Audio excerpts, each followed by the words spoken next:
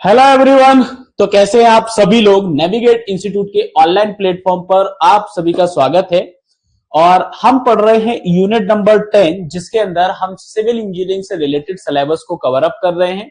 तो आप सभी लोग जल्दी से लाइव कनेक्ट हो जाइए, देन हम स्टार्ट करते हैं आज का हमारा सेशन।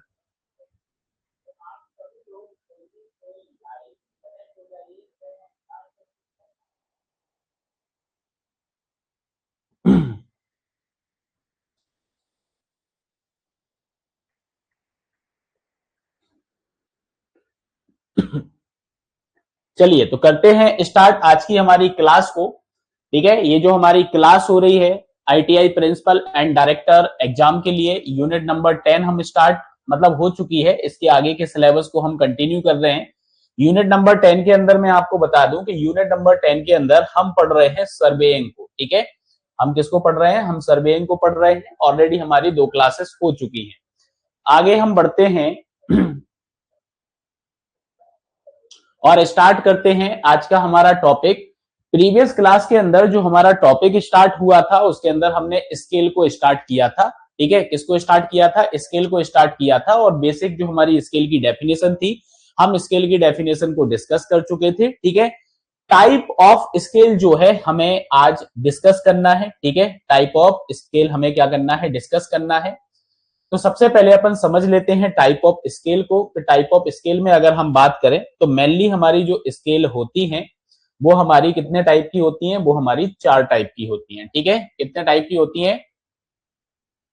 4 टाइप की हमारी स्केल होती हैं। ठीक है, अब 4 टाइप में कौन कौन से हमारे टाइप आ जाते हैं? एक तो हमारा प्लेन स्केल आ जाता है, डायगोनल स्केल आ जाता है, वर्नियर स्केल आ जाता है और स्केल ऑफ कॉर्ड आ जाता है। ये सारी स्केल्स जो आपकी हैं, आपने इंजीनियरिंग ड्राइंग वाला जो सब्जेक्ट है ऑलरेडी हमारे सिलेबस में भी है यूनिट नंबर 5 पर, तो उसके अंदर आपने इन सारी स्किल्स का यूज किया होगा जब हम इंजीनियरिंग ड्राइंग सब्जेक्ट पढ़ते हैं। ठीक है, आगे हम डिटेल में बात करें तो हम सबसे पहले यहाँ पे बात करेंगे प्लेन स्केल की। किसकी बात करेंगे? हम बात करेंगे प्लेन स्केल की। क्या होता है हमारा प्लेन स्केल?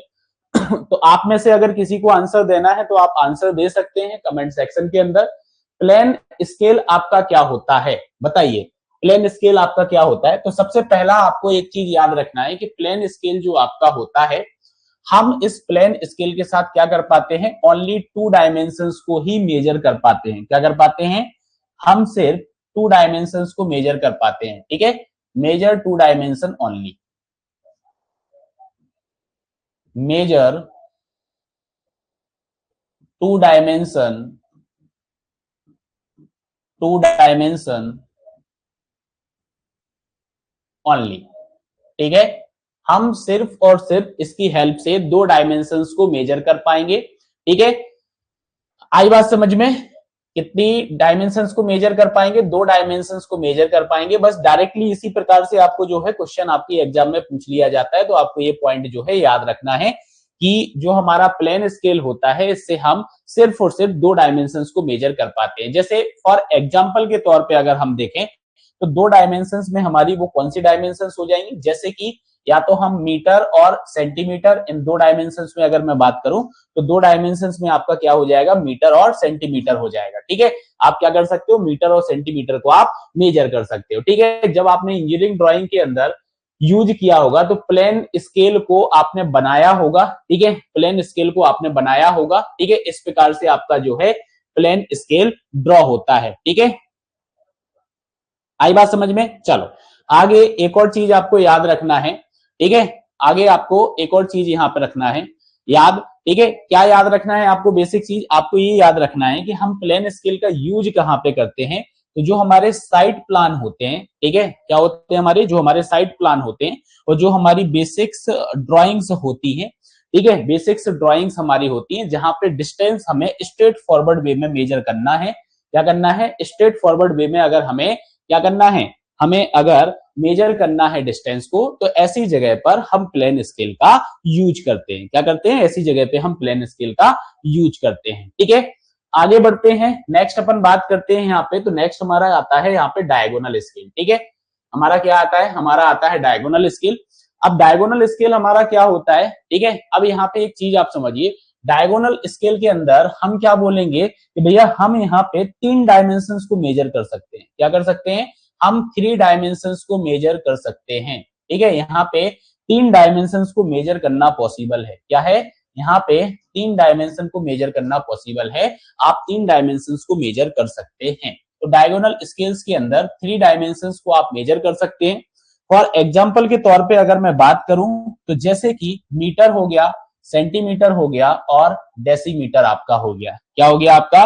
मीटर हो गया, सेंटीमीटर हो गया और डेसीमीटर हो गया। तो आप यहाँ पे क्या कर सकते हो? आप यहाँ पे 3 डायमेंशंस को मेजर कर सकते हो। 3 डायमेंशंस का एग्जांपल आप यहाँ पे देख सकते हो कि मीटर को मेजर कर रहा हूं, डेसीमीटर को मेजर कर रहा हूं एंड सेंटीमीटर को यहाँ पे मेजर कर रहा हूं। अगर आगे अपन बात करें तो अपन यहाँ पे और एग्जांपल्स ले सकते हैं, जैसे कि यूनिट्स आपका हो गया, टेंस आपका हो गया और हंड्रेड्स आपका हो गया। आप इनको मेजर कर सकते हो। अगर हम यार्ड, फीट और इंच की बात करें तो आप इसमें भी इसको क्या कर सकते हो? मेजर कर सकते हो। ठीक है, तो that is the diagonal scale. ये आपकी डायगोनल स्केल कहलाती है। ठीक है, ये बस ये डायग्राम जो है आपको सिर्फ समझाने के पॉइंट ऑफ व्यू से यहाँ पे लिया हुआ है कि इंजीनियरिंग ड्राइंग्स के अंदर आप इस तरीके से फिगर बनाते थे डायगोनल स्केल का। ठीक है, क्या करते थे? डायगोनल स्केल का आप यहाँ पर फिगर बनाते थे। ठीक है, अब डायगोनल स्केल का जो आप यूज करते हो, कहां पे करते हो? तो डायगोनल स्केल का आप यूज करते हो जहां पे हमें प्रिसाइसली डिस्टेंस को मेजर करना हो। क्या करना हो? हमें जहां पे प्रिसाइसली डिस्टेंस को मेजर करना हो वहां पर आप इसका यूज करोगे। क्या करोगे? वहां पे आप इसका यूज करोगे। साथ ही साथ आप ये भी बोल सकते हो कि प्रिसाइसली हमें कहां पे मेजर करना है?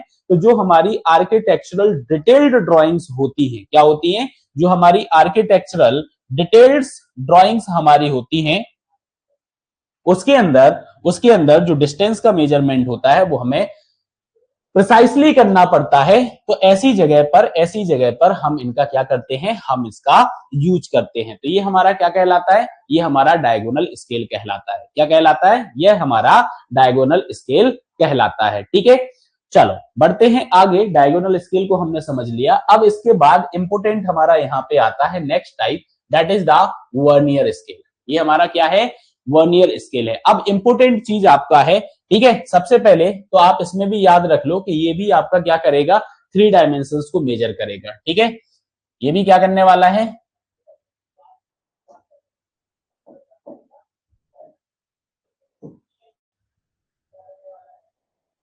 ये भी क्या करेगा?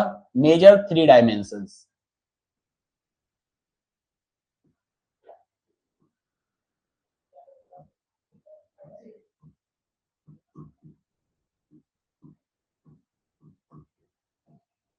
ठीक है, ये भी क्या करेगा?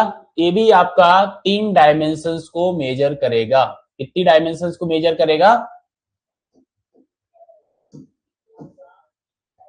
3 डायमेंशंस को मेजर करेगा। ठीक है, तो वर्नियर स्केल का यूज भी 3 डायमेंशंस को मेजर करने के लिए किया जाता है। ठीक है, एक और डेफिनेशन आप यहां पे बोल सकते हो कि विद द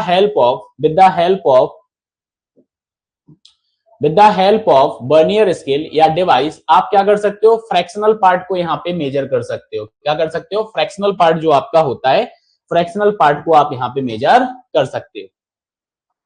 क्या कर सकते हो आप? फ्रैक्शनल पार्ट को आप यहाँ पे मेजर कर सकते हो। ठीक है, तो आप यहाँ पे क्या बोलोगे? A device used for measuring the fractional part of one of the smallest division of a graduated scale. ठीक है, चलिए आगे हम बात करें तो आप यहाँ पे देख सकते हो, कि आपका वर्नियर स्केल आपका यहाँ पे है। ठीक है, और इस वर्नियर स्केल के अंदर ये जो स्केल आप देख रहे हो इसको बोला जाता है मैन स्केल। ये आपका क्या कहलाता है? ये आपका मैन स्केल कहलाता है। ठीक है, इसको मैन स्केल बोला जाता है। और ये जो आपका है, ठीक है, ये जो आपका है, ये आपका क्या कहलाता है? ये कहलाता है आपका स्मॉल ऑक्सिलरी ऑक्सिलरी स्केल। और ये जो स्मॉल ऑक्सिलरी स्केल आपका होता है, इसी को हम क्या बोलते हैं? इसी को हम वर्नियर स्केल बोलते हैं। इसी को हम क्या बोलते हैं? इसी को हम वर्नियर स्केल बोलते हैं। ठीक है, और ये जो स्मॉल ऑक्सिलरी स्केल आपका होता है, आप बोल सकते हो ये क्या करता है? स्लाइड करता है अलोंग द मेन स्केल, ठीक है, दैट इज क्या करेगा आपका, स्लाइड करेगा अलोंग द मेन स्केल, ठीक है। अब आप याद रखिएगा, आप ऐसा भी एक पॉइंट याद रख सकते हो कि वर्नियर स्केल जो आपका होता है that is the highly precise scale, ठीक है, ये आपका क्या होता है, यह आपका हाईली प्रिसाइज स्केल होता है, ठीक है। तो आप एक पॉइंट यहाँ पे ये भी लिख सकते हो, हाईली प्रिसाइज स्केल, ये आपका क्या होता है, यह आपका हाईली प्रिसाइज स्केल होता है, ठीक है। ये क्या होता है आपका हाईली प्रिसाइज स्केल होता है, तो ये पॉइंट भी आपको यहाँ पे याद रखना है कि हाईली प्रिसाइज स्केल होता है, और इससे आप क्या कर सकते हो, स्मॉल लेंथ और डिस्टेंस का भी मेजरमेंट कर सकते हो, जैसा कि डेफिनेशन में लिखा हुआ है कि स्मॉलेस्ट डिवीजन को भी आप इसके साथ क्या कर सकते हो, आप मेजर कर सकते हो, ठीक है। जो साइंटिफिक इंस्ट्रूमेंट आपके होते हैं उसके अंदर इसका यूज किया जाता है, इसका यूज किया जाता है, ठीक है, इसका क्या किया जाता है, इसका यूज किया जाता है। साथ ही साथ आप एक और चीज बोल सकते हो कि सिविल इंजीनियरिंग के अंदर वर्नियर स्केल का कहां पे यूज है, ठीक है। सिविल इंजीनियरिंग के अंदर अगर मैं बात करूं तो सिविल इंजीनियरिंग के अंदर वर्नियर स्केल का कहां पे यूज है, तो अगर मैं बोलूं कि इसका यूज कहां पर है इन सिविल इंजीनियरिंग, तो आप यहां पे बोल सकते हो, क्या बोल सकते हो, थेडोलाइट, थेडोलाइट इंस्ट्रूमेंट, आप क्या बोल सकते हो, थेडोलाइट इंस्ट्रूमेंट आप बोल सकते हो, थेडोलाइट इंस्ट्रूमेंट के अंदर इसका यूज किया जाता है, ठीक है,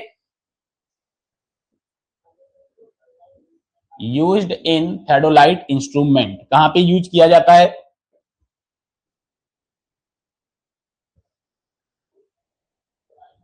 ठीक है, रहेगा याद, रहेगा याद, कहां पे यूज किया जाता है, थेडोलाइट इंस्ट्रूमेंट के अंदर इसको यूज किया जाता है, ठीक है। चलो आगे हम बढ़ते हैं और इंपोर्टेंट क्वेश्चन की तरफ हम बढ़ रहे हैं। हमसे क्वेश्चन पूछा जाता है कि वर्नियर स्केल जो हमारा होता है, इस वर्नियर स्केल का लीस्ट काउंट क्या होता है, इस वर्नियर स्केल का लीस्ट काउंट क्या होता है, और इस लीस्ट काउंट से हमें जो है क्वेश्चन पूछा जाता है एग्जाम के अंदर। बहुत इंपॉर्टेंट आपका ये पॉइंट है, जितना भी हम सर्वे यहाँ पे पढ़ने वाले हैं और जिस इंस्ट्रूमेंट के लिए भी हम लीस्ट काउंट की जब भी बात करेंगे तो ये लीस्ट काउंट आपको यहाँ पे याद होना चाहिए। अब लीस्ट काउंट होता क्या है, बेसिकली यहाँ पे हम एक तरीका समझेंगे कि थ्योरेटिकली इसका आंसर हमें कैसे देना है। तो थ्योरेटिकली आप इसका आंसर कैसे दोगे कि जो लीस्ट काउंट ऑफ वर्नियर आपका होता है वो क्या होता है, that is the difference between smallest division of main scale और smallest division of vernier scale. जो हमारी वर्नियर स्केल है, ठीक है, जैसे आप यहाँ पे देखो ये डायग्राम जो आपका है, तो ये जो हमारी मेन स्केल है इसके स्मॉलेस्ट डिवीजन का और वर्नियर स्केल का जो स्मॉलेस्ट डिवीजन है, इन दोनों का अगर हम डिफरेंस फाइंड आउट करें तो वो क्या बन जाएगा, इस वर्नियर स्केल का लीस्ट काउंट बन जाएगा, ठीक है, क्या बन जाएगा, लीस्ट काउंट बन जाएगा। तो आप यहाँ पे देख सकते हो लिखा हुआ है, आप यहाँ पे देख सकते हो लिखा हुआ है, क्या लिखा हुआ है कि लीस्ट काउंट जो आपका होता है वो आपका क्या होता है, लीस्ट काउंट आपका होता है difference between smallest division on the main division and smallest division on the vernier scale, that is the least count, ये आपका लीस्ट काउंट कहलाता है, ठीक है। चलिए अब अगर आपको ये लीस्ट काउंट वाला पॉइंट क्लियर है, जैसा कि मैंने बोला इंपोर्टेंट है परीक्षा के हिसाब से, तो आप उसको याद रखिएगा, ठीक है, आप क्या करिएगा, आप इसको याद रखिएगा। चलो आगे हम बढ़े, तो आगे हमारा यहाँ पे आता है टाइप्स ऑफ वर्नियर स्केल, और टाइप्स ऑफ वर्नियर स्केल में बात करूं तो हमारे mainly 3 type of vernier scale होते हैं। एक तो हमारा डायरेक्ट वर्नियर होता है, एक हमारा रेट्रोग्रेड वर्नियर होता है, और एक हमारा एक्सटेंडेड वर्नियर होता है, ठीक है। तो एग्जाम के अंदर याद रखना, यहां से भी क्वेश्चन आपका फॉर्म होता है, यहां से भी क्वेश्चन आपका फॉर्म होता है। अगर स्केल से क्वेश्चन आ रहा है तो स्केल में जैसे जो हमारी प्रीवियस क्लास थी उसके अंदर एक तो आरएफ से क्वेश्चन आपका बन सकता है, या फिर आपका कन्वर्जन से क्वेश्चन बन सकता है, ठीक है, कन्वर्जन से क्वेश्चन आपका बन सकता है, स्मॉल स्केल पूछा जा सकता है, लार्ज स्केल आपसे पूछा जा सकता है। फिर अगला क्वेश्चन जो बनता है मेनली वो आपका इस वर्नियर स्केल से बनता है, ठीक है। तो याद रखिएगा 3 टाइप के हमारे यहाँ पे वर्नियर होते हैं, एक तो हमारा डायरेक्ट वर्नियर होता है, रेट्रोग्रेड वर्नियर होता है और एक्सटेंडेड वर्नियर होता है, और क्या होता है, एक्सटेंडेड वर्नियर होता है। आगे हम डिस्कस करें तो हम डायरेक्ट वर्नियर की यहाँ पे बात करते हैं कि डायरेक्ट वर्नियर जो हमारा होता है वो डायरेक्ट वर्नियर हमारा क्या होता है, ठीक है। हम किसकी बात कर रहे हैं, हम डायरेक्ट वर्नियर की बात कर रहे हैं, ठीक है। और सेकंड हमारा रेट्रोग्रेड वर्नियर यहाँ पे होता है, ठीक है। समझिएगा, सबसे पहले तो आपको ये चीज याद रखना है कि जो डायरेक्ट वर्नियर आपका होता है आपका जो वर्नियर होगा, वर्नियर आपका क्या करेगा, वर्नियर आपका क्या करेगा, आप ऐसा समझ लो इसको, ठीक है, यहीं पे समझा देता हूं, आप इस तरीके से समझो कि जो वर्नियर हमारा होता है वो हमारा वर्नियर एक्सटेंड करता है same direction of the main scale, जिस डायरेक्शन में आपका मेन स्केल जो आपका बढ़ता है उसी डायरेक्शन के अंदर आपका एक्सटेंड करेगा, मतलब कि मूव करेगा। एक्सटेंड से मतलब आप यहाँ पे समझ लो मूव, ठीक है, या स्लाइड भी आप बोल सकते हो, ठीक है, मूव की जगह आपको अगर नहीं आ रहा समझ में तो आप इसको स्लाइड भी बोल सकते हो। तो मेन स्केल की डायरेक्शन में आपका स्लाइड करने वाला है, ठीक है। और मोस्ट इंपोर्टेंट चीज यहाँ पे याद रखना है कि smallest division on vernier scale जो आपका होता है वो क्या होता है, is the smaller than smallest division of main scale, जो मेन स्केल का स्मॉलेस्ट डिवीजन होगा उससे छोटा होगा smallest division on vernier scale. तो ये सेकंड पॉइंट आपको याद रखना है, टू द पॉइंट में आपको सारी चीजें बता रहा हूं, एज इट इज आपको एग्जाम के अंदर ये देखने को मिलेंगी, ठीक है। अब अगर हम बोले कि डायरेक्ट वर्नियर का हमें कंस्ट्रक्शन करना है, क्या करना है, डायरेक्ट वर्नियर का हमें कंस्ट्रक्शन करना है, तो हम डायरेक्ट वर्नियर का कंस्ट्रक्शन कैसे करेंगे, आइए समझते हैं। सबसे पहले आपको क्या लेना है, यहाँ पे कंस्ट्रक्शन की अगर हम बात करें तो कंस्ट्रक्शन में क्या आ जाएगा आपका, यहाँ पे कंस्ट्रक्शन में आपका आ जाएगा, देखो and division of vernier, and division and division of vernier scale, and division of vernier scale जो कि क्या होंगे आपके इक्वल्स टू होंगे किसके, n-1 n-1 division of main scale. ये आप पॉइंट याद रखिएगा, एग्जाम के अंदर डायरेक्ट आपका क्वेश्चन यहां से बन जाता है, ठीक है। अब इसका मतलब क्या हुआ, सिंपल सी बात है, अगर मैं बोलूं कि वर्नियर स्केल जो है उसके अंदर अगर हमारे 11 डिवीजन है वर्नियर स्केल जो हमारा है, अगर मैं एक एग्जांपल के थ्रू इसमें जाऊं तो मैं क्या बोलूंगा, वर्नियर स्केल के अंदर हमें 11 डिवीजन देखने को मिल रहे हैं, तो हमें मैन स्केल पे कितना देखने को मिलेगा डिवीजन, 11-1, ठीक है, 11-1 मतलब कि 10 डिवीजन ही हमें देखने को मिलेंगे, क्या देखने को मिलेंगे, 10 डिवीजन ही हमें देखने को मिलेंगे। तो एक एग्जांपल के तहत अपन ने इस चीज को समझ लिया है, ठीक है, इतनी बात क्लियर। और ये वाला जो आपका लास्ट वाला पॉइंट है, इंपोर्टेंट आपका पॉइंट है, सीधा सीधा एग्जाम में बन जाता है। चलो आगे हम बात करें, रेट्रोग्रेड वर्नियर की बात करें, ठीक है, तो आप यहाँ पे बोल सकते हो कि रेट्रोग्रेड वर्नियर के अंदर हमें जो वर्नियर का एक्सटेंशन देखने को मिलेगा या वर्नियर हमारा स्लाइड करेगा, that is opposite direction as main scale, ठीक है। मैन स्केल के अपोजिट क्या करने वाला है, मैन स्केल के अपोजिट स्लाइड करने वाला है, और यहाँ पे इसका जस्ट अपोजिट हो जाएगा, क्या अपोजिट हो जाएगा कि जो smallest division on vernier scale है वो हमारा बड़ा हो जाएगा किससे, smallest division of vernier sorry main scale से, ठीक है। ये चीज आपको समझ में आ गई। अब आगे आप समझना, आगे यहाँ पे क्या बोलोगे, इसका जस्ट अपोजिट अपन यहाँ पे कर देंगे, क्या बोलेंगे अपन कि जो हमारा एन डिवीजन, जो हमारा क्या है n division of vernier, n divisions of vernier, ये हमारे किसके बराबर हो जाएंगे, ये हमारे हो जाएंगे n+1 division, n+1 division of main scale के, किसका हो जाएगा n+1 division of main scale के हो जाएगा। ये भी आपका इंपोर्टेंट पॉइंट रहेगा, एग्जाम में आपसे पूछा जा सकता है। यहाँ पे अपन अगर बोले तो भैया 11 डिवीजन जो हमारे हैं वो वर्नियर के हैं, तो ये हमारा क्या हो जाएगा 11+1 हो जाएगा, मतलब हमें मैन स्केल पे कितने डिविजन्स देखने को मिलेंगे, 12 डिविजन्स हमें देखने को मिलेंगे, ठीक है। एक एग्जाम्पल के तौर पे अपन ने इस चीज को समझा है, ठीक है, एक एग्जाम्पल के तौर पर अपन ने इस चीज को समझा है। यहाँ तक की बात आप सभी को क्लियर होगी, यहाँ तक की बात आप सभी को क्लियर होगी, अगर क्लियर है तो आप कमेंट करके जरूर बताइएगा, कमेंट करके आप बताइएगा यहाँ तक क्लियर है आप सभी को।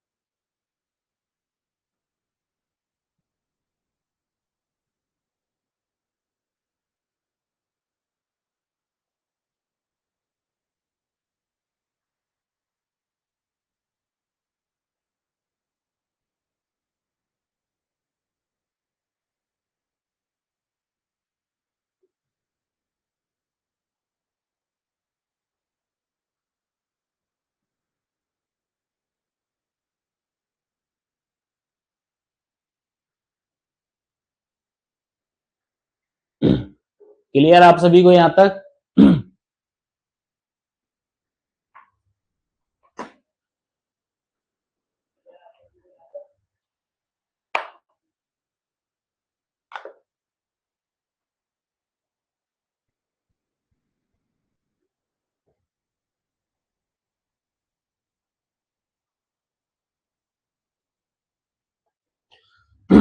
चलो फिर आगे बढ़ते हैं। तो जैसा कि हमने अभी लीस्ट काउंट को समझा था कि लीस्ट काउंट हमारा क्या होता है, आप सभी को पता ही होगा। अभी अपन ने देखा था, क्या डिस्कस किया था अपन ने लीस्ट काउंट, बताइए जल्दी से, कमेंट करके बताइए, इतना समय नहीं लगना चाहिए, ठीक है। लीस्ट काउंट आपका क्या होता है? हाँ जी, अभी अपन ने समझा था लिस्ट काउंट को, ठीक है। Smallest division of main scale and smallest division of vernier scale की जो वैल्यू आपकी होती है, उसका जो डिफरेंस होता है, उसको हम क्या बोलते हैं? उसको हम लीस्ट काउंट बोलते हैं, ठीक है। और लीस्ट काउंट को अगर हमें क्या करना है, लीस्ट काउंट को अगर हमें कैलकुलेट करना है, लीस्ट काउंट को क्या करना है, अगर हमें कैलकुलेट करना है, तो हम इस फॉर्मूले के साथ लीस्ट काउंट को क्या करते हैं? कैलकुलेट करते हैं।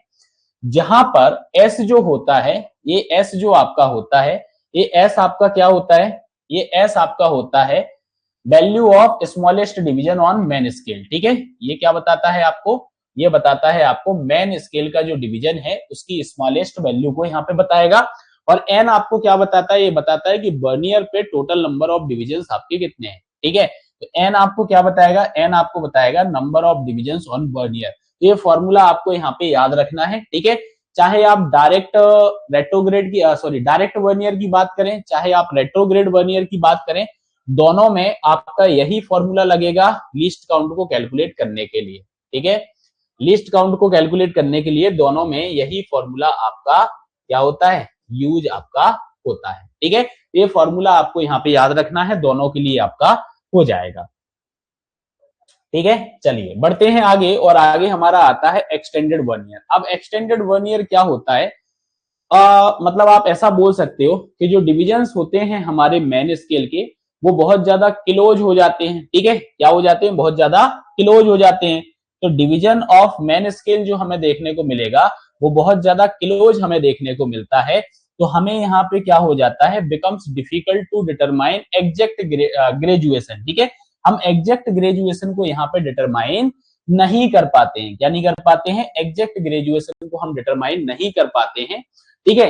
क्यों? क्योंकि coincidence occur if vernier of normal length is use. अगर आप नॉर्मल लेंथ का वर्नियर यूज कर रहे हैं तो आपको कौन सा कॉन्सिडेंस यहाँ पे देखने को मिलेगा।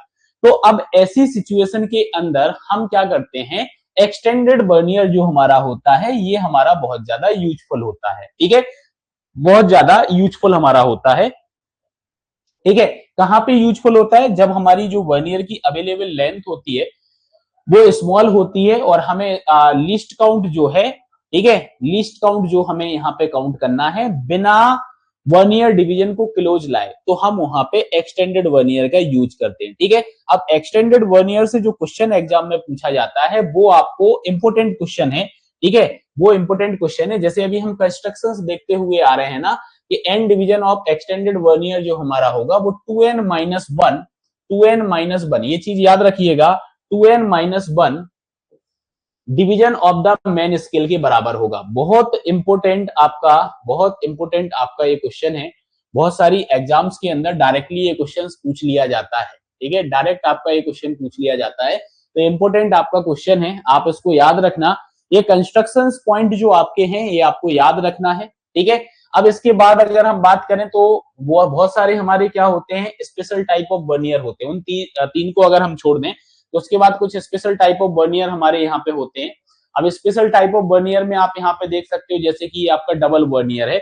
अब डबल वर्नियर का मतलब आप ऐसा यहाँ पे समझ सकते हो, यहाँ पे, ठीक है। डबल वर्नियर को आप ऐसा समझ सकते हो कि जैसे अभी मैंने आपको बताया था कि थेडोलाइट जो आपका होता है, क्या होता है आपका? थेडोलाइट आपका जो होता है, सिविल इंजीनियरिंग में थेडोलाइट के अंदर आप वर्नियर स्केल का यूज करते हो। तो ये जो थेडोलाइट के अंदर आपका वर्नियर यूज होता है ना, वो आपका डबल वर्नियर होता है, ठीक है।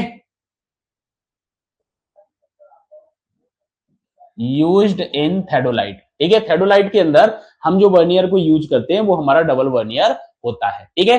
एक डायरेक्शन में एक ही आपको वर्नियर यहाँ पे देखने को मिलता है, मतलब बोथ साइड आपको टू यहाँ पे देखने को मिलेंगे। तो ये डबल वर्नियर जो आपका होता है ना, तो आप ऐसा बोल सकते हो, आप इसको ऐसा बोल सकते हो, that is the combination of, double vernier आपका क्या होता है, डबल वर्नियर आपका होता है, आप इस तरीके से इसको लिख लो, डबल वर्नियर जो आपका होता है वो आपका क्या होता है, कॉम्बिनेशन ऑफ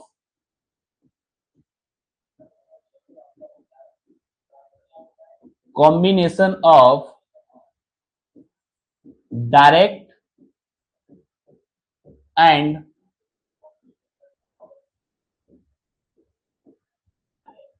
रेट्रोग्रेड वर्नियर। ठीक है, ये आपका क्या होता है, यह आपका डायरेक्ट एंड रेट्रोग्रेड वर्नियर का कॉम्बिनेशन होता है। ठीक है, रहेगा ना ये याद, सिंपल सा पॉइंट आप याद रख लो इसको। ठीक है, एग्जाम में अगर पूछ लिया जाए तो आप एटलीस्ट इसको बता पाओ। ठीक है, क्या होता है आपका combination of direct and retrograde vernier. ठीक है, डायरेक्ट एंड रेट्रोग्रेड वर्नियर का कॉम्बिनेशन होता है। ठीक है, और थेडोलाइट के अंदर इसको यूज किया जाता है। ठीक है, जल्दी से कमेंट करके बताएं यहां तक, अगर आप सभी को क्लियर है तो जल्दी से बताएं।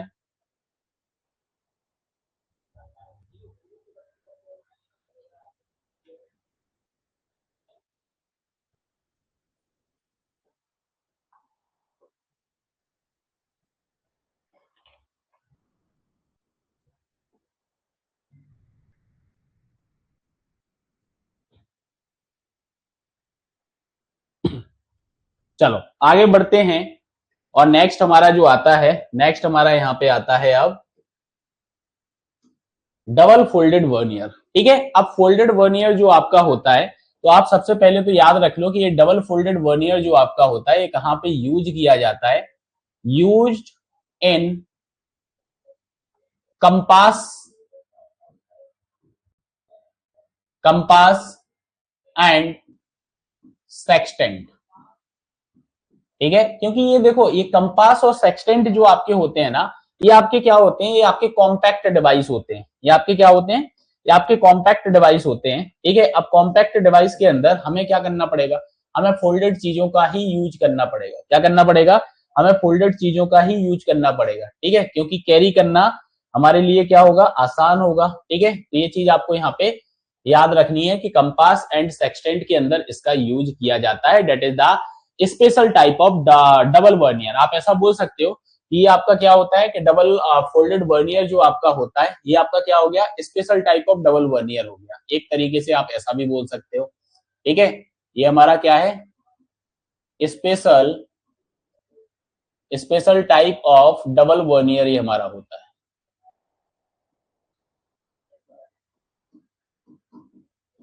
ठीक है, इसकी जो टोटल लेंथ होती है वो क्या होती है, is half of the combined length of corresponding double vernier. जो डबल वर्नियर आपका होता है ना, उसकी जो टोटल करस्पॉन्डिंग टोटल लेंथ आपको देखने को मिलेगी, तो हाफ मिलेगी, मतलब फोल्डेड वर्नियर में इसकी लेंथ क्या हो जाएगी, आपकी हाफ यहाँ पर हो जाएगी। ठीक है, आई बात समझ में। ठीक है, तो ये चीज आपको यहाँ पर याद रखनी है। ठीक है, इतना पॉइंट आपको यहाँ पर याद रखना है कि डबल फोल्डेड वर्नियर जो आपका होता है वो आपका क्या होता है, तो ये स्पेशल टाइप ऑफ वर्नियर की कैटेगरी में आपके चले जाते हैं। ठीक है, ठीक है, अगर किसी भी प्रकार का आपको डाउट आता है तो आप पूछ लीजिएगा। ठीक है, पूछ लीजिएगा आप। चलो आगे बढ़ते हैं, एक एग्जाम्पल, और ये एग्जाम्पल जो है यहाँ से आपको न्यूमेरिकल देखने को मिलेगा। ठीक है, यहाँ पे आपको न्यूमेरिकल देखने को मिलेगा। ठीक है, तो ये जो एग्जाम्पल आपका है ये आपका न्यूमेरिकल है, और ये न्यूमेरिकल जो हम करने वाले हैं, ये न्यूमेरिकल हम करने वाले हैं लीस्ट काउंट से रिलेटेड। किससे करने वाले हैं, लीस्ट काउंट से रिलेटेड हम इस न्यूमेरिकल को करने वाले हैं। और ये एग्जाम के अंदर बन सकता है, डायरेक्ट फैक्चुएट क्वेश्चन आपका है। समझिएगा, यहाँ पे बोला है main plate of a theodolite is divided into 1080 equal part. जो थेडोलाइट की मेन प्लेट है वो 1080 इक्वल पार्ट के अंदर बांटी गई है। 60 division on vernier scale coincide exactly with 59 division of main scale. ये तो आपको समझ में आ गया होगा कि अगर मैं यहाँ पे देखूं तो 60 डिवीजन जो आपके वर्नियर के हैं वो 59 जो आपके हैं, 59 जो आपके हैं मैन स्केल के उसके बराबर हैं। ठीक है, 59 की यहाँ पे मैं बात कर रहा हूं, तो मैं इसको ऐसा भी लिख सकता हूं, दैट इज द 60 - 1। तो ये हमारा जो बना, ये हमारा क्या बना, ये हमारा बन रहा, देखो आप यहाँ पे n division of vernier scale, n division of vernier equals to n-1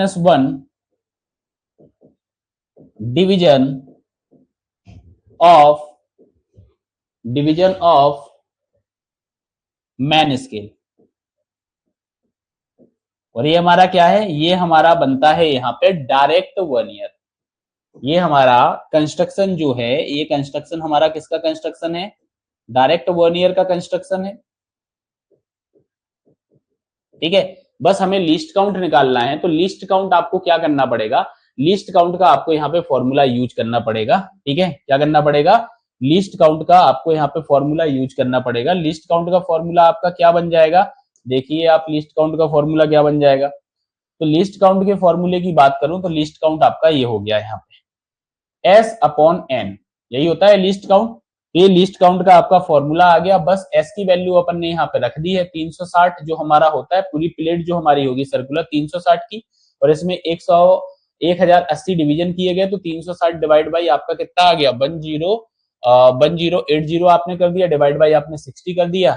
ठीक है, अब इसको अपन ने कन्वर्ट कर दिया। ठीक है, अपन ने डिग्री को कन्वर्ट कर दिया, तो ये मिनट में और ये सेकंड के लिए। ठीक है, ये 60 का मल्टीप्लाई अपन ने यहाँ पे किसके लिए किया, ये हमने मिनट के लिए किया। ठीक है, और ये आपका जो यहाँ पे मल्टीप्लाई हुआ है, ये आपका सेकंड के लिए हुआ है।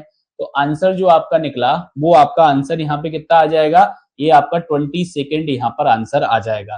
तो that is the least count. ये जो हमने यहाँ पे वर्नियर यूज किया है, उसका जो लीस्ट काउंट यहाँ पे निकल के आएगा। ठीक है, लीस्ट काउंट जो आपका निकल के आएगा इसके लिए, वो आपका यहाँ पे 20 डिग्री लीस्ट काउंट निकल कर आ जाएगा। तो इस तरीके का एक छोटा न्यूमेरिकल जो है आपको लीस्ट काउंट के बेसिस पर पूछा जा सकता है।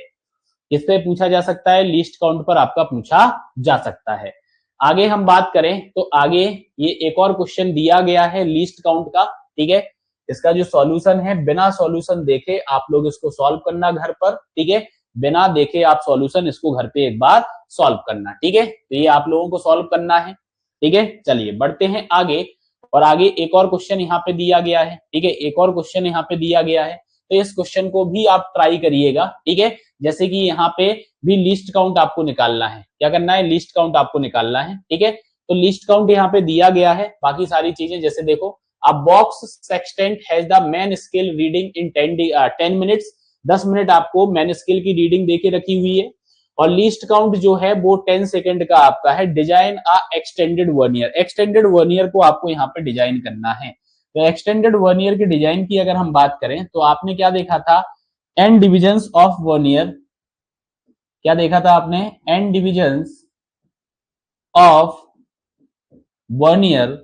तो वर्नियर के जो आपके एन डिविजन्स होते हैं वो आपके किसके बराबर होंगे, 2n-1 division of main scale,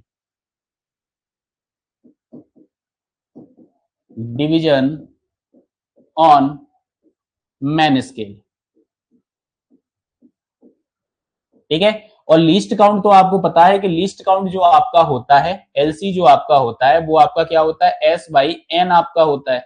बस इस फॉर्मूले का यूज करके आप इस क्वेश्चन को सॉल्व कर सकते हो। जैसे एलसी जो आपका है, एलसी तो हमें क्वेश्चन के अंदर दे दिया गया है कि ये हमारा 10 सेकेंड।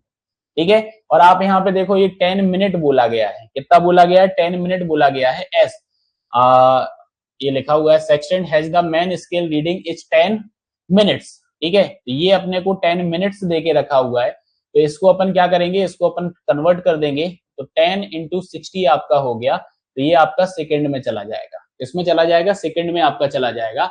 तो यहां से हमें क्या मिलने वाला है, यहां से हमें एन की वैल्यू मिल जाएगी, और एन की वैल्यू मिल जाएगी तो बस ये निकल आएगा आपका। तो एन की वैल्यू यहाँ पे निकल के आ गई, तो ये हमारा कितना आ जाएगा, 2n-1 दैट इज द 119। ठीक है, तो आप यहाँ पे क्या बोलोगे कि भैया 119 स्पेक्स ऑफ मैन स्केल जो हमारे होंगे, जो कि हमारे 60 स्पेक्स ऑफ वर्नियर के बराबर होंगे।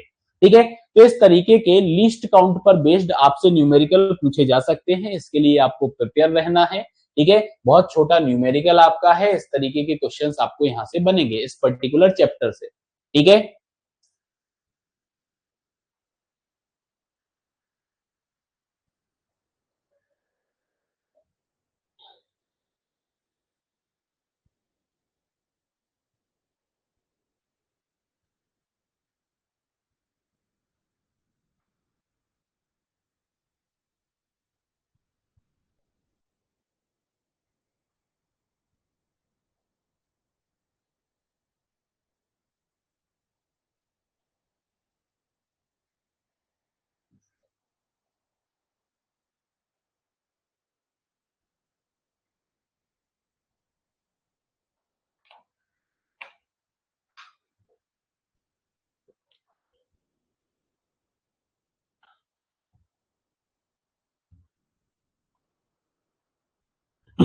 चलो आगे बढ़ते हैं। एक आपका ऑब्जेक्टिव क्वेश्चन है, जैसे यहाँ पे लिखा हुआ है which of the following statement is correct. जैसे इन्होंने बोला in a retrograde vernier n+1 division on primary scale are divided n division n vernier scale. ठीक है, फिर इन्होंने क्या बोला, a double vernier consist of two simple vernier placed end to end forming one scale with zero in the centre. ठीक है, extended vernier में इन्होंने बोला 2n-1 प्राइमरी डिवीजन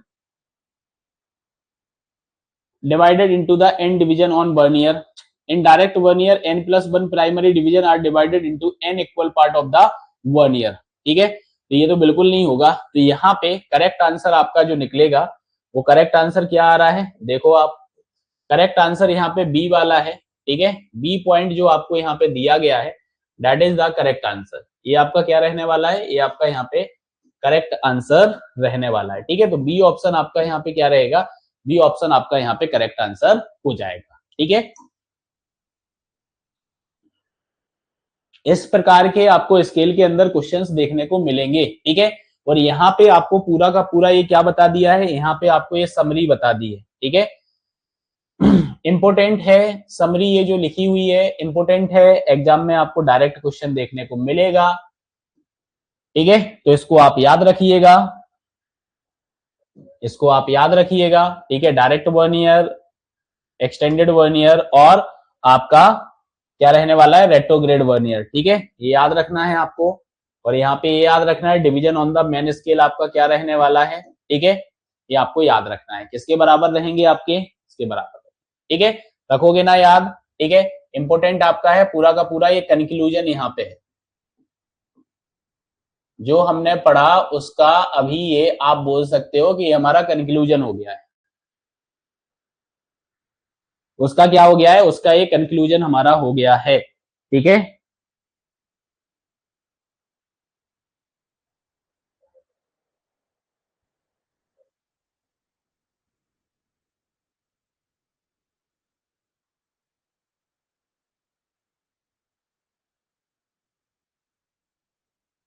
चलो तो फिर हम आगे बढ़ते हैं और आगे हम बात करते हैं, यहाँ पे आगे हम डिस्कशन करते हैं इसके आगे।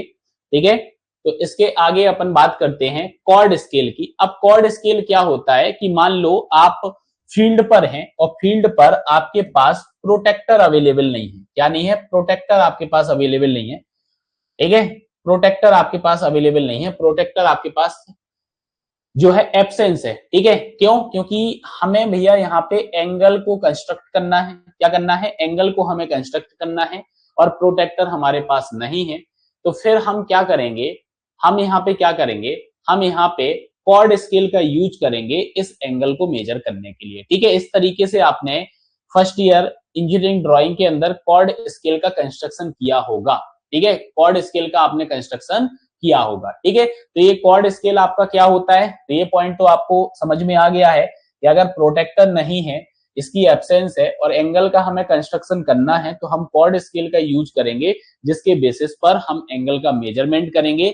अब यहाँ पे जो क्वेश्चन आपके एग्जाम में पूछा जाता है, अगर पूछा तो ठीक है, तो वो क्वेश्चन आपका यहाँ पे बनता है कि ये जो कॉर्ड आपका रहता है ना, तो इस कॉर्ड का फॉर्मूला क्या होता है। तो ये फॉर्मूला आपको यहाँ पे डायरेक्टली याद रखना है, ये कॉर्ड का फॉर्मूला आपका क्या होगा, that is the chord formula. ठीक है, तो लेंथ हम कैसे निकालते हैं, 2r sin θ/2। ठीक है, इससे हम यहाँ पे क्या करते हैं, निकालते हैं।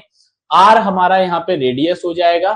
ठीक है, r हमारा क्या हो जाएगा, r हमारा यहाँ पे रेडियस हो जाएगा, r हमारा क्या हो जाएगा, रेडियस हमारा हो जाएगा। ठीक है, और थीटा हमारा क्या हो जाएगा, दैट इज द एंगल।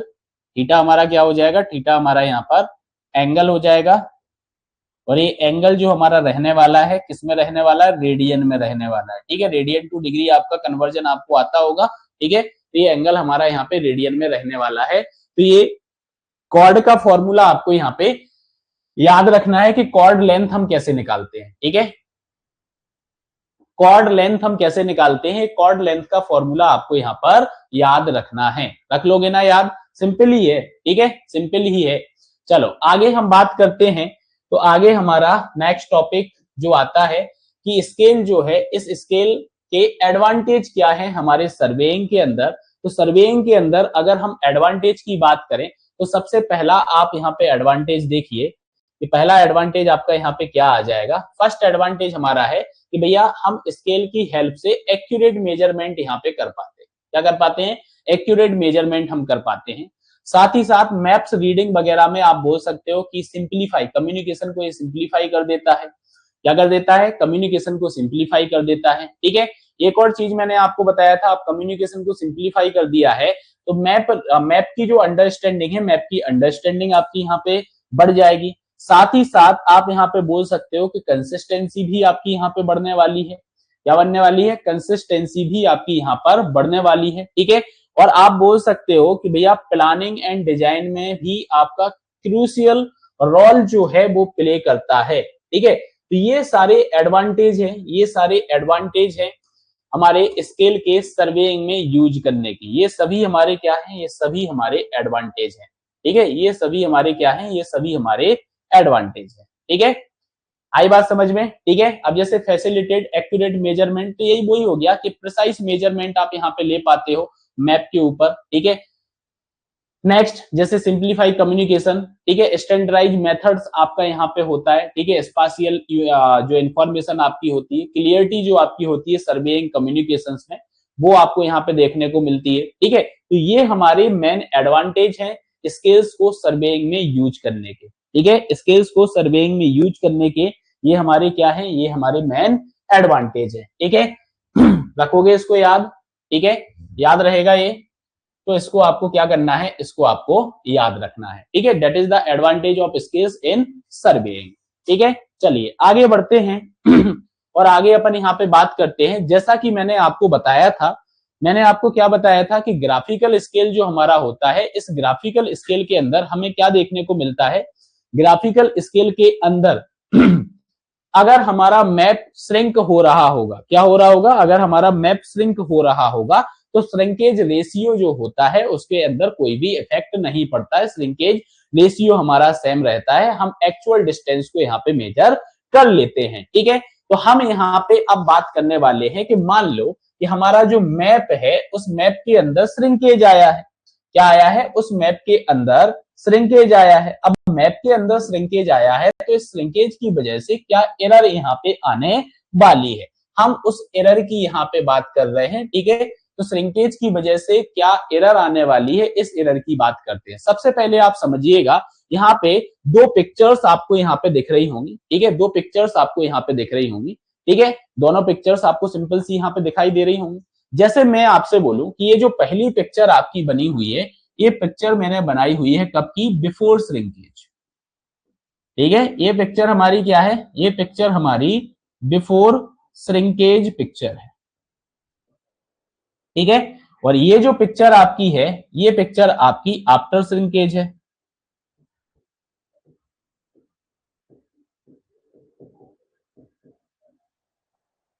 ये आपका क्या है? ये आपका आफ्टर श्रिंकेज है। अब आप यहाँ पे एक पॉइंट को समझिए कि जैसे बिफोर श्रिंकेज अगर हम बात करें तो ये तो आपको यहाँ पे क्या देखने को मिल रहा है? That is the scale. ये तो आपका क्या हो गया? ये आपका स्केल हो गया। यहाँ पे भी जो ये लिखा हुआ है that is the scale, also scale, ये स्केल हमारी है। अब यहाँ पे आप ये देखो कि हमारे ए और बी पॉइंट हमारा है, इसके बीच की हमने क्या किया? डिस्टेंस को मेजर किया, तो ये हमारा x सेंटीमीटर आया। ठीक है, और आफ्टर श्रिंकेज हमने ए और बी को मेजर किया तो ये हमारा 22 सेंटीमीटर निकल कर आया। कितना निकल कर आया? 22 सेंटीमीटर निकल के आया। तो देखो बिफोर श्रिंकेज हमारा स्केल जो है 1 सेंटीमीटर इक्वल टू 10 मीटर है, और दो पॉइंट जो हमारे हैं, इन दो पॉइंट के बीच की डिस्टेंस जो हमारी है वो x सेंटीमीटर है। ठीक है, अब आपको पता है इस स्केल के बेसिस पे अगर हम बात करें तो मैं क्या बोलूंगा कि x सेंटीमीटर जो हमने मैप पे रिप्रेजेंट किए हैं वो हमारे 1000 x सेंटीमीटर ऑफ ग्राउंड के बराबर हैं। ऐसा मैंने क्यों बोला?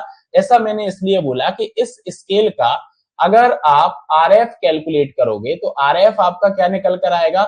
1 डिवाइड बाई 1000 आपका निकल के आएगा। कल मैंने सिखाया था आपको कि RF कैसे निकालना है। ठीक है, सिमिलरली हम बात करें आफ्टर श्रिंकेज की, हम किसकी बात करें? हम आफ्टर श्रिंकेज की बात करें तो दो पॉइंट के बीच की जो डिस्टेंस है, दो पॉइंट के बीच की जो डिस्टेंस है वो आपकी यहाँ पे क्या आ गई? वो आपकी 22 सेंटीमीटर हो गई है। क्या हो गई आपकी? 22 सेंटीमीटर हो गई है, तो ग्राउंड पे डिस्टेंस कितनी हो जाएगी? तो ये आपको पता है ना, यहाँ पे ग्राउंड की डिस्टेंस आपको पता है ना कि 1 सेंटीमीटर इक्वल टू 10 मीटर आपका है। आप इसका क्या करोगे, आप इसका आरएफ निकालोगे, तो ये आरएफ भी आपका कितना आ जाएगा, 1 डिवाइड बाई 1000 आपका आ जाएगा, 1 डिवाइड बाई 1000 आपका आ जाएगा। ठीक है, तो अब आगे अपन बात करें, यहाँ पे आगे अपन बात करें, तो आगे आप देखो ग्राउंड डिस्टेंस हमारी यहाँ पे 1000 वाईसी हमारा हो जाएगा। तो इस तरीके से हम क्या लिख सकते हैं, हम श्रंक स्केल को लिख सकते हैं। ठीक है, या फिर मैं यूं कहूं कि जो आफ्टर श्रिंकेज हमारी लेंथ यहाँ पे आई हुई है, आप इस श्रंक स्केल को ऐसे भी लिख सकते हो, that is the ratio of after shrinkage length and divide by before shrinkage length. और इसके अंदर आप क्या कर रहे हो, आप आरएफ का मल्टीप्लाई कर रहे हो। आप किसका मल्टीप्लाई कर रहे हो, आप आरएफ का मल्टीप्लाई कर रहे हो, और आरएफ आपका कितना है, दैट इज द 1/1000। ठीक है, तो आप कुल मिला के यहां पे लिखे क्या हो, आप यहां पे लिखे हो कि 22 centimetre divide by 1000 x centimetre. ठीक है, यही आपका क्या है, यही आपका श्रंक स्केल है। इसी को हम क्या बोलते हैं, इसी को हम श्रंक स्केल बोलते हैं। ये हमारा क्या कहलाता है, ये हमारा श्रंक स्केल कहलाता है। ठीक है, इतना क्लियर?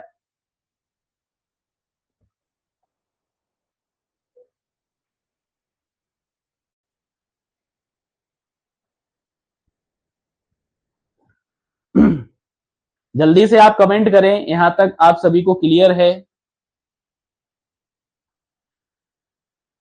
चल, तो बढ़ते हैं आगे। ठीक है, अब आप यहां पे समझ गए होंगे कि श्रंक स्केल जो आपका होता है, वो श्रंक स्केल आपका क्या होता है, तो श्रंक स्केल आपका होता है श्रंकेज फैक्टर इंटू, इंटू क्या हो जाएगा आपका, श्रंकेज फैक्टर इंटू क्या हो जाएगा आपका, आपका हो जाएगा रिप्रेजेंटेटिव फ्रैक्शन। ठीक है, अब श्रिंकेज फैक्टर आपका यहाँ पे क्या हो जाएगा, तो श्रिंकेज फैक्टर अभी हम पढ़ के यहाँ पे आए हैं बाई अपॉन एक्स। ठीक है, क्या पढ़ के आए हैं, बाई अपॉन एक्स, यही पढ़ के आए हैं।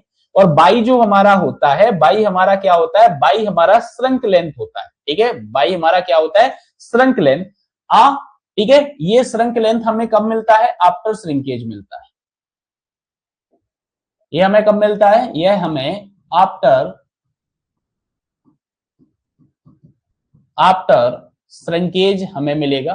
ठीक है, और x जो आपका होता है ना, ये हमारा ओरिजिनल लेंथ होता है, मतलब कि बिफोर श्रिंकेज हो गया। ये हमारा क्या हो गया, ये हमारा बिफोर श्रिंकेज हो गया। ठीक है, तो ये जो पॉइंट आपको बताया, ये पॉइंट आपको यहां पर याद रखना है।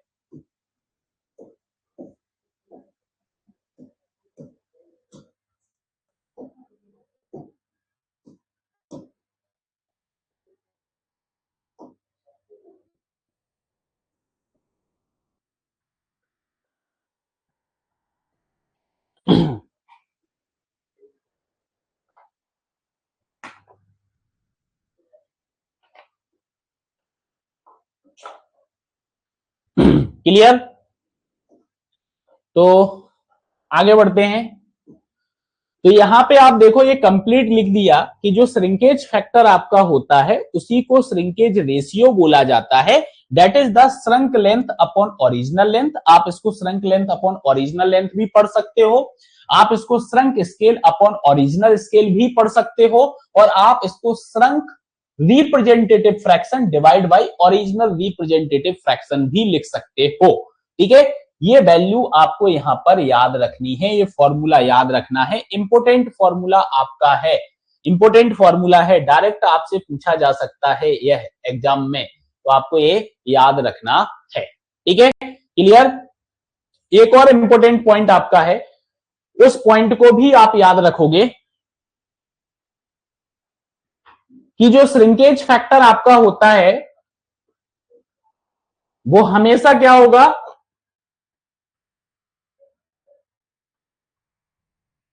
1 से कम होगा।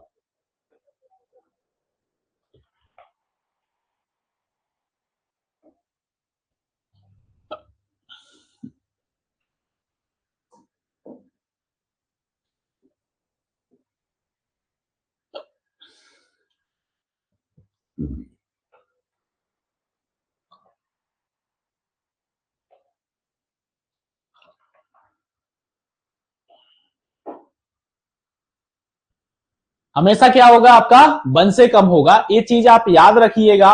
डायरेक्ट आपसे क्वेश्चन पूछा जा सकता है, ठीक है, डायरेक्ट क्वेश्चन फैक्चुएट बेसिस पर अगर ये क्वेश्चन पूछ लिया तो आपको ये पता होना चाहिए।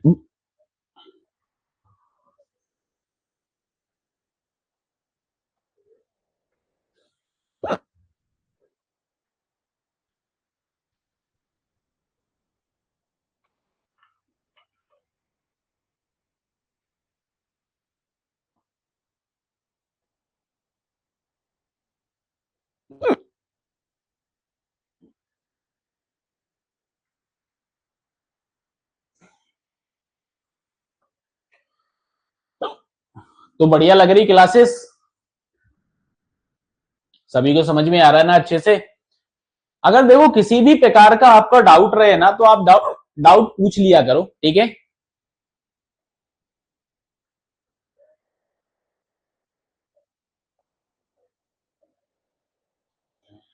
एक न्यूमेरिकल है आपका, इसी कॉन्सेप्ट पर बेस्ड, ठीक है। आइए देखते हैं।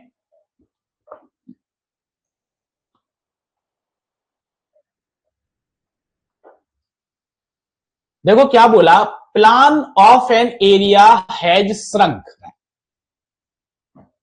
एक प्लान है जिसका एरिया आपका श्रंक हो रहा है, ठीक है। लाइन जो आपकी है ओरिजिनली 10 सेंटीमीटर लॉन्ग है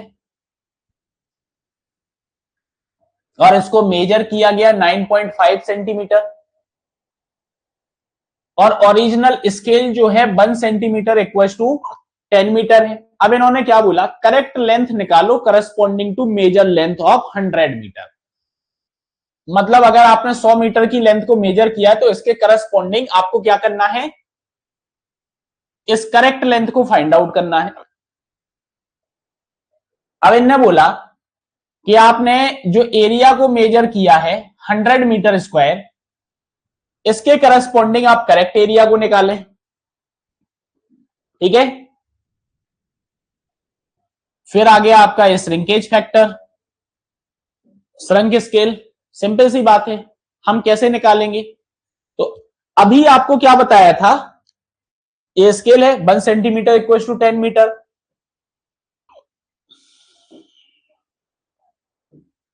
तो इसकी हेल्प से आप आरएफ निकाल सकते हो। आरएफ क्या आ जाएगा, 1 डिवाइड बाई 1000।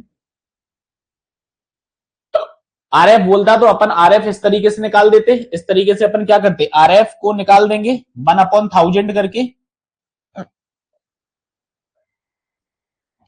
श्रिंकेज फैक्टर निकालना है तो shrunk length divide by original length आप करते हो।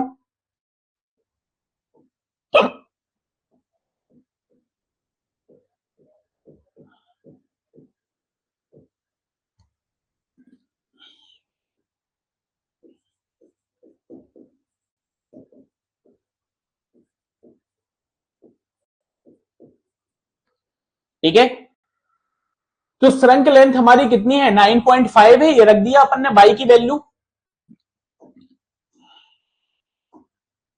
ये जो वैल्यू है ये हमारी बाई हो गई है, और ये जो वैल्यू हमारी है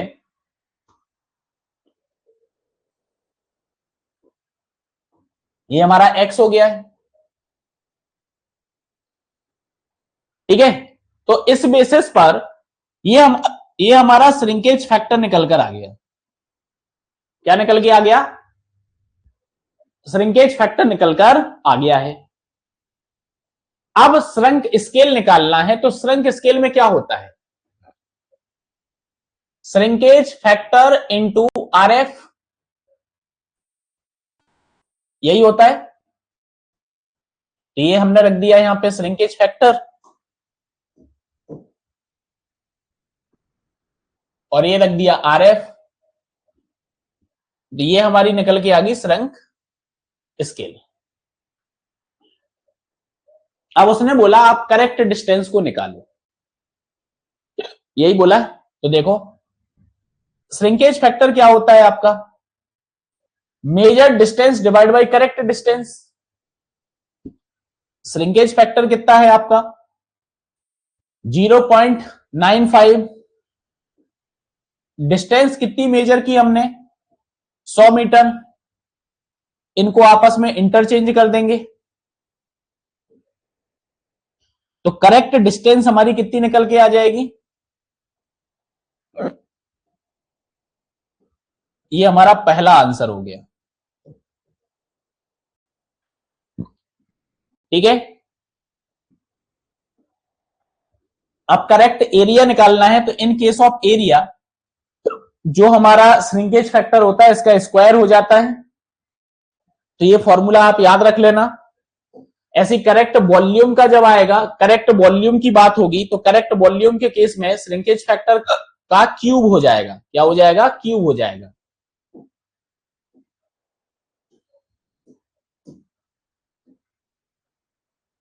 ठीक है, तो इसको आप याद रख लीजिएगा।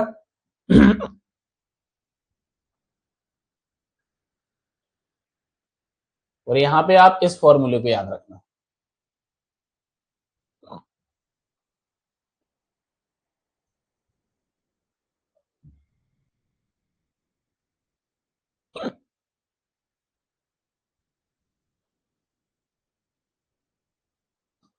ठीक है, तो ये हमारा करेक्टेड एरिया निकल के आ गया।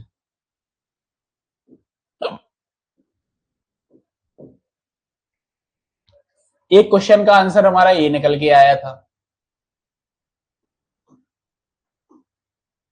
ठीक है, श्रिंकेज फैक्टर, एक क्वेश्चन का आंसर हमारा ये निकल के आया था। तो ये हमारे चारों क्वेश्चन हो गए। एक क्वेश्चन के अंदर हमने क्या किया, हमने 4 क्वेश्चंस को सॉल्व कर लिया है।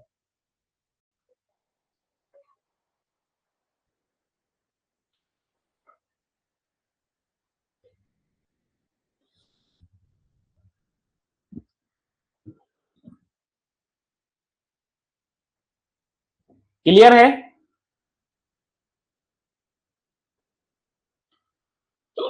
तो जो मैं अभी आपको बोल रहा था ना, correct length, correct area, correct volume, ये हैं वो फॉर्मूले आपके जो डायरेक्ट आपको याद रखना है। ठीक है, देखो यहां पे स्क्वायर एरिया है तो स्क्वायर कर दिया, वॉल्यूम है तो मैंने क्यूब कर दिया। ठीक है, तो इसी फॉर्मूले पर बेस्ड अपन ने अभी क्वेश्चंस को सॉल्व किया। तो ये आपको क्या करना है, ये तीनों आपको फॉर्मूले याद रखने हैं। ठीक है, तीनों इंपोर्टेंट आपके फॉर्मूले हैं।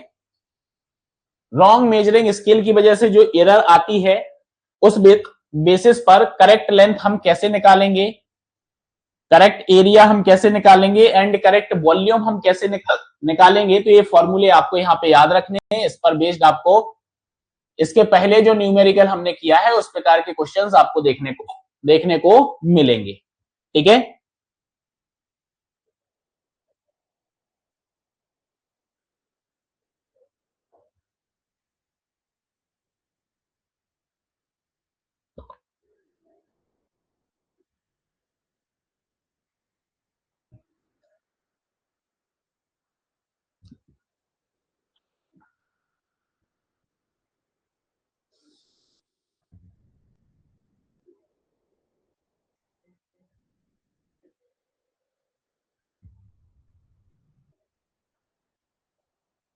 ठीक है,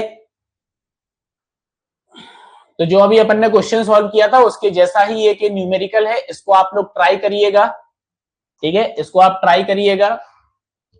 ये आपका होमवर्क हो गया। इस क्वेश्चन को आपको सॉल्व करना है, सॉल्यूशन नहीं देखना है, सॉल्यूशन आपको नहीं देखना है। ठीक है,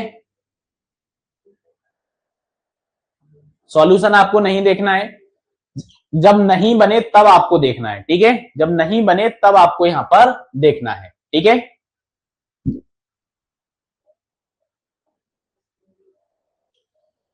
चलो आगे बढ़ते हैं और आगे अपन यहां पे बात करते हैं थोड़ी सी एडिशनल इंफॉर्मेशन की। ठीक है,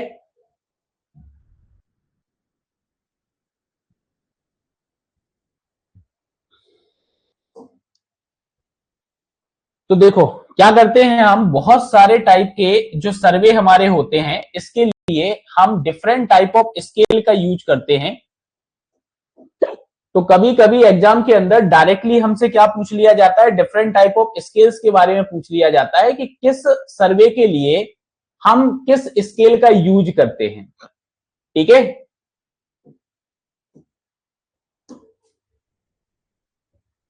किस सर्वे के लिए हम किस स्केल का यूज करते हैं। ठीक है, एक क्वेश्चन जो है आपको देखने को मिल जाएगा यहां से। ठीक है,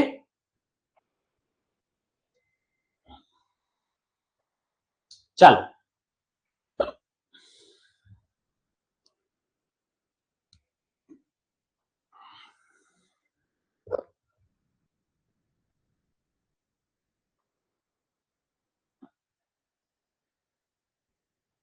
आइए तो करते हैं शुरू।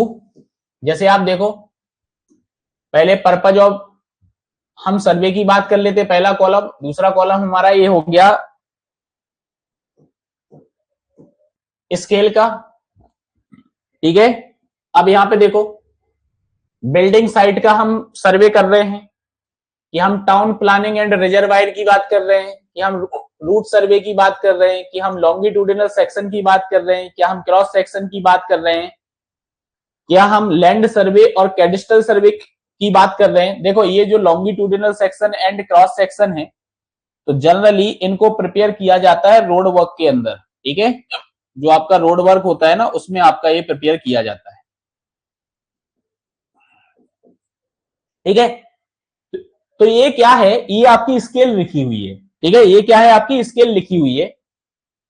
जैसे आप यहाँ पे देखो, बिल्डिंग साइट की बात करें तो 1 सेंटीमीटर इक्वल टू 10 मीटर आप रिप्रेजेंट करोगे। टाउन प्लानिंग रिजर्वायर प्लानिंग की बात करोगे तो 1 centimetre equal to 50 centimetre to 100 metre तक रिप्रेजेंट कर सकते हो। रूट सर्वे की बात करें तो रूट सर्वे के लिए 1 centimetre equal to 10 metre to 60 metre आपका हो जाएगा। लॉन्गिट्यूडिनल सेक्शन के लिए 1 सेंटीमीटर इक्वल टू 10 मीटर आपका हो जाएगा, या फिर 1 सेंटीमीटर इक्वल टू 1 मीटर आपका हो जाएगा। Cross section 1 centimetre equal to 1 metre आपका हो जाएगा। लैंड सर्वे और कैडिस्ट्रल सर्वे, आपको पता है ना कैडिस्ट्रल सर्वे क्या होता है, बताइएगा कमेंट के अंदर। 1 centimetre equal to 10 metre to 50 metre हो जाएगा। बस यही स्केल का ये आरएफ यहाँ पे लिखा हुआ है, तो इसको आप एज आ होमवर्क समझ के आरएफ को कैलकुलेट यहाँ पे कर सकते हो। अदर अदर स्ट्रीम वाले जो स्टूडेंट्स हैं वो तो जरूर करिएगा। ठीक है, वो जरूर करिएगा। ठीक है, सिविल वाले जो होंगे उनको पता होगा, वो उनसे इजीली बन जाएगा। लेकिन अगर आप अदर स्ट्रीम से हैं तो आप जरूर करिएगा इसको। ठीक है, एज अ क्वेश्चन समझ के।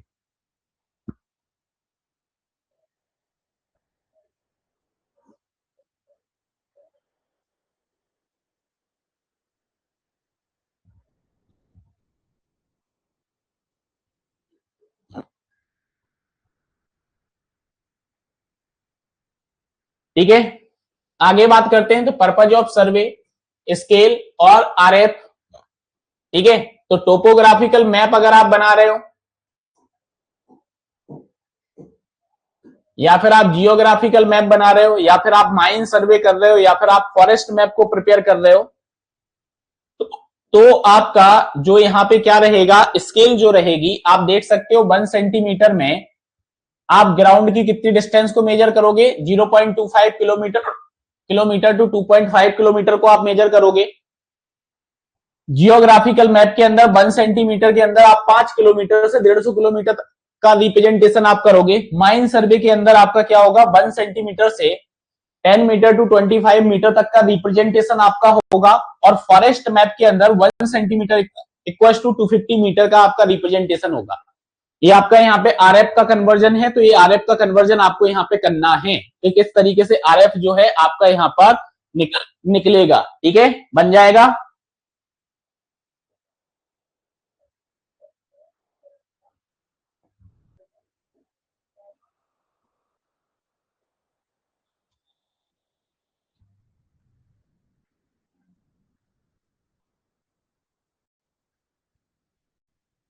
क्लियर। ये हमारा जो टॉपिक था, ये हमारा पूरा स्केल का टॉपिक था। होप सो आप सभी को समझ में आया होगा, अच्छे से समझ में आया होगा। ठीक है, यहां से आप देख सकते हो, अगर बात की जाए तो 1 से 2 क्वेश्चंस आपके फॉर्म यहाँ पे हो सकते हैं। ठीक है, चलो अब आगे की जो हमारी क्लास रहेगी उसको अपन नेक्स्ट क्लास के अंदर कंटिन्यू करेंगे। ठीक है, चलिए अगर कोई डाउट रहता है तो आप व्हाट्सएप ग्रुप पर पूछ सकते हो। Thank you, class over.